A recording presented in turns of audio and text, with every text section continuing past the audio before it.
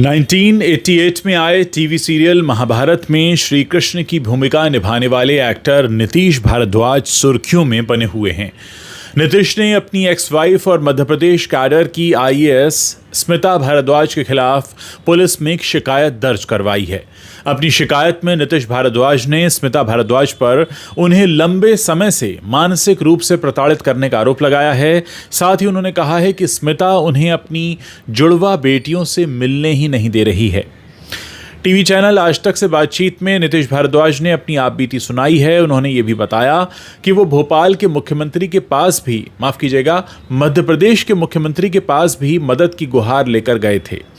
नीतीश ने कहा, मुख्यमंत्री मोहन यादव जी से मैं मिला था, मैंने उन्हें सारा मामला बताया है, उनके सामने सारे प्रमाण रख दिए हैं। मैंने कहा कि मुझे लगता है कि वो सीनियर आईएएस हैं तो अपनी पोजीशन का गलत फायदा उठाएंगी, पुलिस पर दबाव तो डाल ही सकती हैं। मुख्यमंत्री जी ने मुझसे कहा कि जरूरत पड़ी तो मैं आपकी सहायता जरूर करूंगा।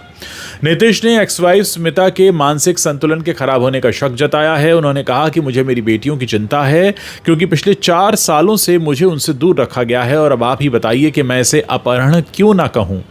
इस महिला की आदत है झूठ बोलकर लोगों की सिंपैथी हासिल करना और उसका फायदा उठाना।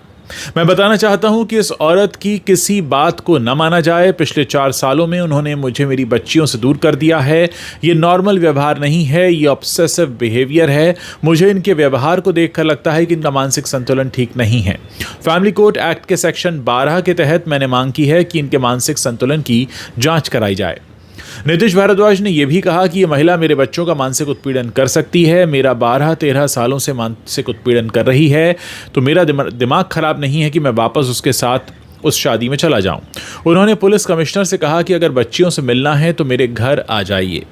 कमिश्नर ने मुझे उनके घर बुलाने की बात बताई तो मैंने कहा कि उन्हें कमिश्नर ऑफिस में बुलाइए। मैं मीडिया से निवेदन करता हूं कि आप लोग मेरी बेटियों की कोई फोटो वीडियो सोशल मीडिया या मीडिया में न दिखाएं क्योंकि वो नाबालिग हैं और इससे उन पर गलत असर पड़ सकता है। नीतीश भारद्वाज ने स्मिता भारद्वाज की नीयत पर भी शक जताया है। उन्होंने कहा कि देखिए, उनका घर एक गलत जगह है, वहां पर मेरे ऊपर कोई भी गलत आरोप लग सकते हैं। मैं क्यों जाऊंगा वहां चक्रव्यूह में फंसने। कृष्ण से इतना तो मैं सीखा ही हूं, वो चाह रही हैं कि मैं चक्रव्यूह में फंस जाऊं। मैंने ऊटी के स्कूल को कहा कि मैं अपनी बेटियों से मिलने आऊंगा, तब आपके स्कूल का जो भी काउंसलर होगा या प्रिंसिपल वो हमारे साथ उपस्थित होना चाहिए ताकि एक रिकॉर्ड रहे कि मैं जिस तरह से अपनी बच्चियों से मिला हूं उसमें कुछ भी गलत नहीं है। तो उन्होंने बदले में स्कूल को मेल लिख दिया कि नहीं, इन्हें बच्चियों से अकेले में ही मिलना चाहिए।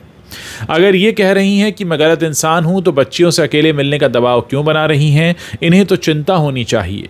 ये मौका देख रही हैं कि ये कोई गंभीर क्रिमिनल आरोप मेरे ऊपर लगाने का इन्हें मौका मिल जाए और इसमें फिर मैं फंस जाऊं, लेकिन मैं इस तरह से फंसने वाला नहीं हूं। नीतीश भारद्वाज ने भोपाल के पुलिस कमिश्नर को ईमेल लिखकर उनसे मदद मांगी है। उनका कमिश्नर को भेजा यह मेल भी अब सामने आ गया है। अपने मेल में नीतीश भारद्वाज ने लिखा है कि मैंने अपनी पत्नी स्मिता भारद्वाज के खिलाफ 23 सितंबर 2019 को तलाक की अर्जी अदालत में डाली थी। स्मिता अभी मध्य प्रदेश के भोपाल में स्टेट ह्यूमन राइट्स कमीशन में पोस्टेड हैं। इस शादी से हमें 2 जुड़वा बेटियां हैं जिनके नाम देवयानी नीतीश भारद्वाज और शिवरंजनी नीतीश भारद्वाज हैं। अभी दोनों 11 साल और 9 महीने की हैं। उन्होंने आगे लिखा कि तलाक की अर्जी स्मिता को 23 जनवरी 2020 को मिली थी। तब से उन्होंने मेरे सारे टेलीफोन नंबर्स को ब्लॉक कर दिया है। वो हमारी बेटियों को मेरे बारे में गलत बातें बताकर भड़का रही हैं। 12 सितंबर 2021 से उन्होंने मेरे और मेरी बेटियों की बातचीत पर पूरी तरह पाबंदी लगा दी है। वो मेरी बेटियों को मेरे खिलाफ भड़का रही हैं। अपनी बेटियों के बारे में पिछले 4 सालों से मैं स्मिता भारद्वाज से ईमेल के जरिए बात करने पर मजबूर हूँ क्योंकि मेरा व्हाट्सएप भी उन्होंने ब्लॉक कर दिया है। नीतीश भारद्वाज का कहना है कि उन्हें 4 सालों से नहीं पता कि उनकी बेटियां हैं कहां। नीतीश ने यह भी बताया कि उन्हें अपनी बेटियों की स्कूलिंग को लेकर भी कोई आइडिया नहीं है। उन्होंने लिखा है कि जब सितंबर 2021 में स्मिता भारद्वाज का इंदौर से भोपाल ट्रांसफ़र हुआ था तब उन्होंने मेरे ईमेल्स का 8 महीनों तक जवाब नहीं दिया था। मैंने बेटियों की स्कूलिंग को लेकर उन्हें मेल भेजे थे। उन्होंने मुझे बिना बताए बेटियों का एडमिशन 2022 में भोपाल के संस्कार वैली स्कूल में कर दिया था। उन्होंने स्कूल के प्रिंसिपल पर दबाव बनाया कि वो मुझे बच्चियों के बारे में कोई जानकारी न दें। इसके बाद उन्होंने जनवरी 2023 में बेटियों को संस्कार वैली स्कूल से निकालकर ऊटी के लॉरेंस बोर्डिंग स्कूल में दाखिल करा दिया। बच्चों का दाखिला उस स्कूल में 15 जुलाई 2023 के दिन हुआ। स्मिता ने अपनी आईएएस की पोजीशन का गलत इस्तेमाल करते हुए लॉरेंस बोर्डिंग स्कूल के हेडमास्टर पर दबाव बनाया कि वो मुझे मेरी बेटियों से जुड़ी कोई जानकारी ना दें। ये सब मुझे अंधेरे में रखते हुए किया गया। नीतीश भारद्वाज का कहना है कि उन्होंने 26 जनवरी 2024 को बोर्डिंग स्कूल के हेडमास्टर को मेल लिखा था। इसमें उन्होंने अपनी बेटियों के बारे में पूछा था। हेडमास्टर ने उन्हें बताया कि स्मिता ने बच्चियों को स्कूल से भी निकाल लिया है। स्मिता को उन्होंने 8 फरवरी और 9 फरवरी 2024 के दिन ईमेल भेजे जिसका उन्हें कोई जवाब नहीं मिला। और अब उनका कहना है कि क्योंकि वो बेटियों से 4 साल से नहीं मिले हैं, उन्हें फैमिली कोर्ट से 15 दिसंबर 2023 को ऑर्डर मिला था कि वो पुणे के फैमिली कोर्ट कॉम्प्लेक्स में 2, 3 और 4 जनवरी को बेटियों से मिल सकते हैं। लेकिन स्मिता भारद्वाज ने ये भी नहीं होने दिया। उन्होंने कोर्ट के ऑर्डर को न मानते हुए नीतीश को बेटियों से नहीं मिलवाया। अपने ईमेल में नीतीश भारद्वाज ने अपनी दोनों बेटियों की सुरक्षा पर संकट होने की तरफ भी इशारा किया है। उन्होंने लिखा है कि मैं मुंबई के माननीय फैमिली कोर्ट में बच्चियों की कस्टडी की अर्जी डाल चुका हूं। स्मिता के पास भी बेटियों की कस्टडी नहीं है क्योंकि इस पर सुनवाई अभी शुरू होने वाली है।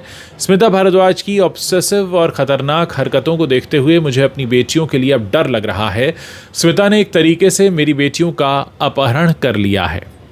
वो कहते हैं कि मुझे नहीं पता कि इस वक्त मेरी बेटियां कहाँ हैं और क्या वो वाकई ठीक हैं।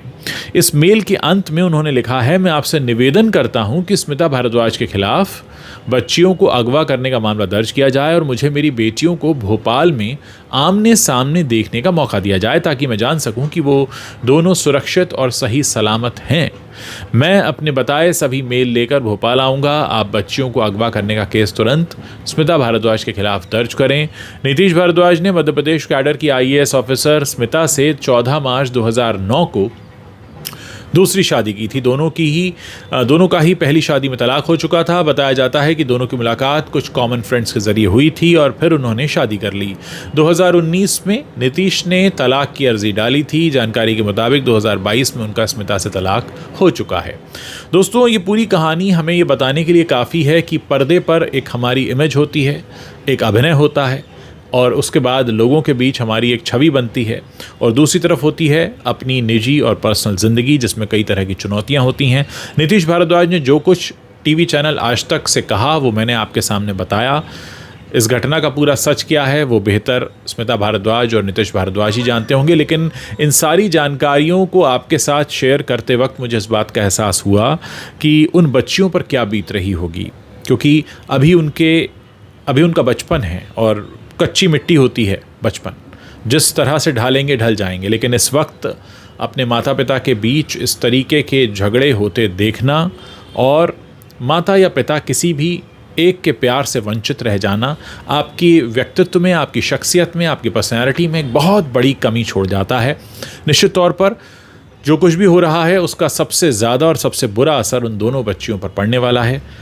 उम्मीद है कि नीतीश भारद्वाज और स्मिता के बीच जो भी परेशानियां हैं उनका असर बच्चियों पर ना पड़े तो बेहतर होगा। आप लोग इस पूरे मामले में अपनी क्या राय रखते हैं मेरे इस वीडियो के नीचे कमेंट सेक्शन में शेयर कर सकते हैं।